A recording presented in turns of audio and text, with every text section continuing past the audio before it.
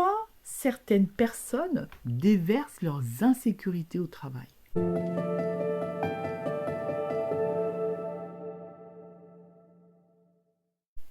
Bienvenue chez YoYo, un espace pour avancer dans ta vie professionnelle et personnelle sans se perdre pas à pas. Dans ce nouvel épisode, aujourd'hui, on va parler d'un phénomène que beaucoup vivent, mais que peu comprennent vraiment.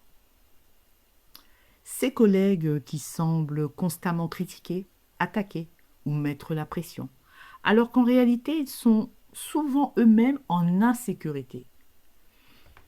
Ce qu'on observe au travail, tu l'as peut-être déjà vécu, une remarque passive-agressive, quelqu'un qui te rabaisse en réunion, une critique injuste ou exagérée.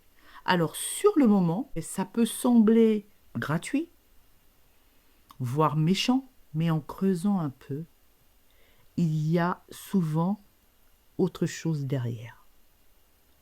Vous savez, ce mécanisme psychologique quand une personne se sent en insécurité, elle a peur de ne pas être à la hauteur, de perdre sa place, de ne pas être reconnue. Elle peut adopter des mécanismes de défense. Par exemple, projeter ses propres faiblesses sur les autres, critiquer pour se valoriser, décharger son stress sur quelqu'un ou même chercher un bouc émissaire.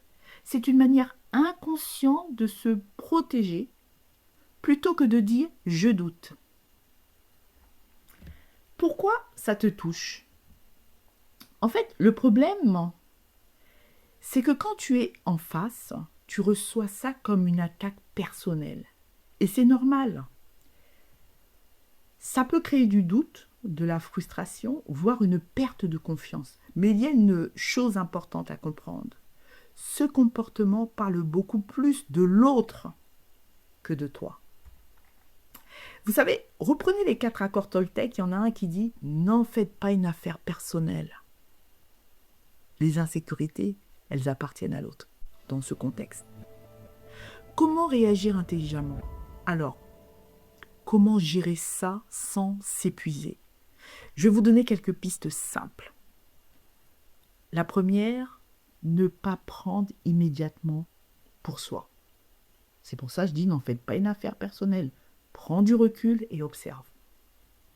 La deuxième, répondre calmement et poser ses limites. Parce qu'on va souvent vouloir vous pousser à crier, à vous énerver. Répondre calmement et poser des limites.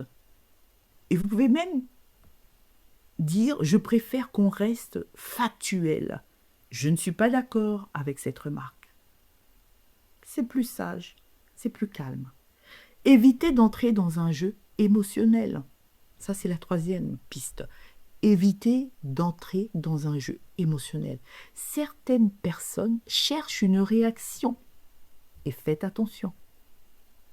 Des fois, il vaut mieux réfléchir qu'agir. Prendre du recul, observer, écouter et rester dans le factuel. Quatrième, se recentrer sur ses faits et son travail. C'est ta meilleure protection. Ne l'oublie pas. Se recentrer sur ses faits et son travail. On reste dans un cadre professionnel, sur du factuel. Alors, c'était les 4 pistes simples et vous verrez ce que ça peut vous apporter. Comprendre ces dynamiques, ça change tout. Ça ne rend pas les comportements acceptables, mais ça permet de ne plus les subir de la même manière. Les prochaines fois que quelqu'un te critique de façon injuste, pose-toi cette question. Est-ce que ça parle vraiment de moi ou de lui? Merci d'avoir écouté cet épisode. C'était Bienvenue chez YoYo, un espace pour avancer dans ta vie professionnelle et personnelle sans se perdre pas à pas. Si ce podcast t'a parlé, n'hésite pas à le partager ou à t'abonner. À très bientôt pour un prochain sujet.